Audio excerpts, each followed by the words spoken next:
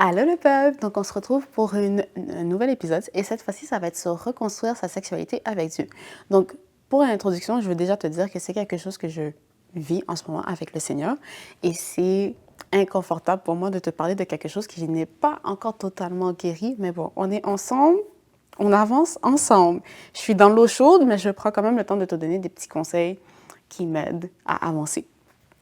Donc, ce que j'ai fait pour reconstruire ma sexualité après un abus, numéro 1, c'était de redécouvrir un toucher innocent. Donc, quand j'étais dans mon ancienne église, souvent les gars, à la fin du service, ils viennent te donner un câlin pour dire bye-bye. Mais ça peut être des inconnus, ça peut être des gens avec qui tu n'as jamais eu une discussion. Donc, moi, souvent, la personne, elle venait, puis j'étais comme, do not touch me. It's a strict program. Strict program. Donc là, ce que Dieu a fait pour adoucir mon cœur puis briser certaines de mes barrières, c'est qu'il m'a envoyé des amitiés. Je ne sais pas si c'est dans cet épisode-là ou dans la saison 1 que je l'avais mentionné, mais quand Dieu veut te guérir, il va t'envoyer des personnes spécifiques pour travailler des choses qui se cachent dans ton cœur. Ce qui m'amène à mon point numéro 2, qui est que j'ai pu avoir des amitiés saines avec des hommes. Donc, ça m'a permis de réaliser qu'en fin de compte, c'est des personnes avec qui je peux pleurer, des personnes avec qui je peux ouvrir mon cœur, des personnes avec qui je peux avoir des yapping sessions, mais ils vont écouter, ils vont être ils vont être des hommes qui ont un cœur pour Dieu, des hommes qui ont la crainte de l'Éternel, donc ils vont te voir vraiment comme une sœur en Christ, tu vois. Et ça m'a permis aussi de réaliser que, en fin de compte, c'est pas tous les hommes qui sont problématiques. Some of them are actually nice. Donc là, est-ce que l'amitié homme-femme existe? C'est pas ça que je suis en train de dire. Je suis en train de te dire, moi, les gars que Dieu m'avait envoyés, ils avaient vraiment une raison spécifique d'être. Donc voilà, ça va être un débat pour la story Instagram. C'est pas pour aujourd'hui. Donc on avance. Numéro 3. Découvrir la sexualité selon le cadre de Dieu. Quand j'avais lu Cantique des Cantiques, ce qui m'a marqué, c'est que Salomon, quand il décrit son épouse, il ne va pas dire « Ouais, elle, c'est ma femme, Proverbe 31, elle se réveille à 5 heures du matin. » None of that! None of that! Salomon, il va dire « Ma femme, elle est belle. » Puis il passe des chapitres et des chapitres à décrire juste son physique, tellement il est attiré par elle. Donc moi, déjà, numéro 1, si tu veux une sexualité saine, selon le cadre de Dieu, il faut que tu sois attiré physiquement par la personne. Et c'est biblique. Retourne lire Cantique des Cantiques. Il faut une certaine attirance physique parce qu'après ça, c'est difficile de vouloir s'engager puis être intime avec la personne. Donc ça, c'est ce que j'ai appris. Numéro 2, quand on revient dans Genèse 2, qui est juste Genèse en général, c'est le blueprint et le design de ce que Dieu veut pour nous. Donc quand on revient dans Genèse 2, ce qui m'avait marqué, c'est que quand Ève a été créée à partir de la côte d'Adam, Adam avait dit, elle, c'est une femme.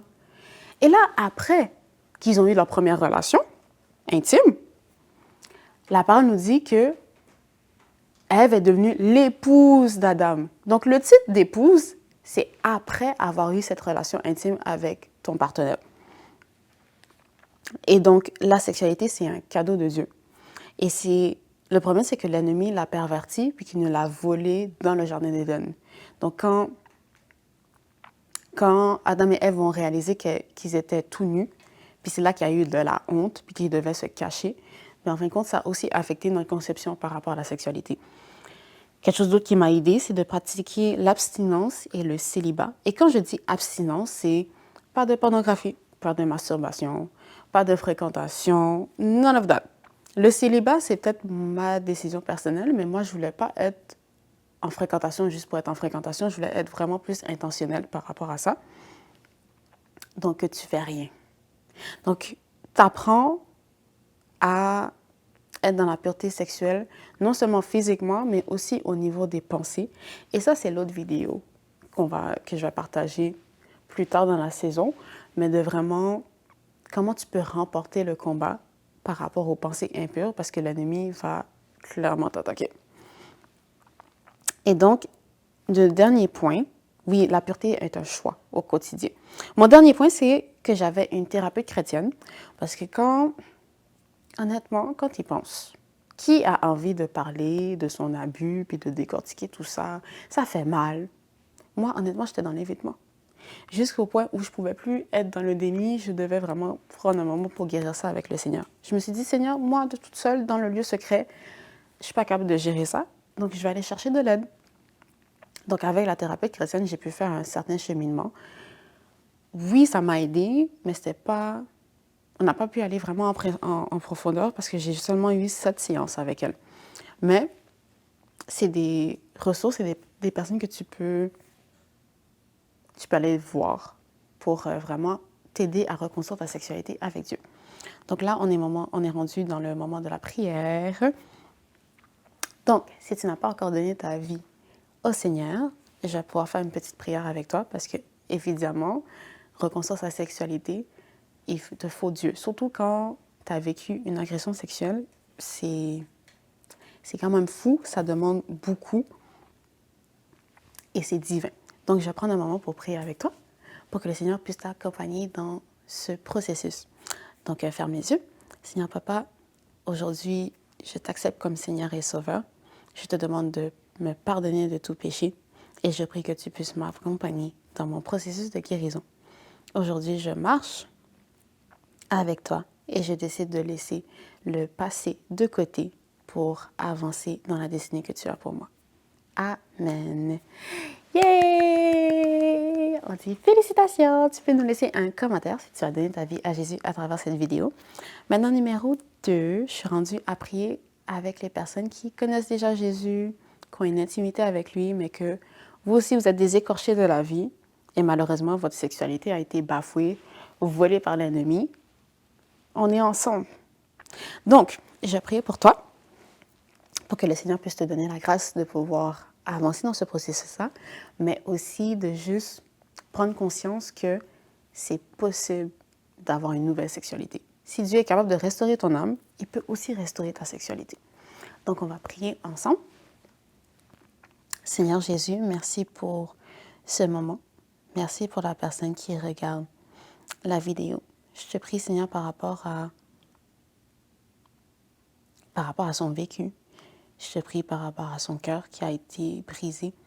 Je te demande pardon, Seigneur, pour tout ce qu'elle a vécu.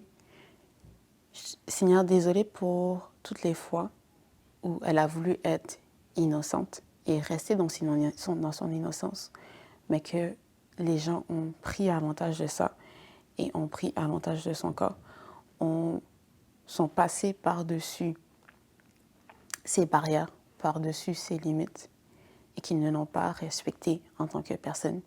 Ils n'ont pas respecté son intégrité.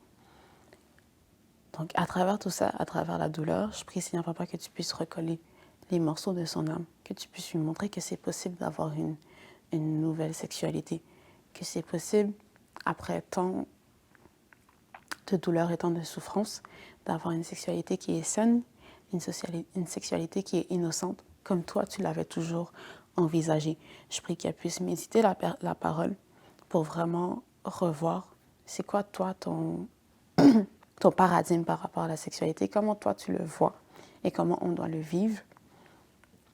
Et si jamais, Seigneur, il y a des coping mechanisms ou des actions qui ont été prises par sa part, des mauvais comportements suite à un abus ou quoi que ce soit, je prie vraiment, Seigneur, que ces comportements puissent cesser et qu'au lieu de fuir sa douleur, qu'elle puisse vraiment le confronter avec toi dans le lieu secret parce que c'est toi qui guéris.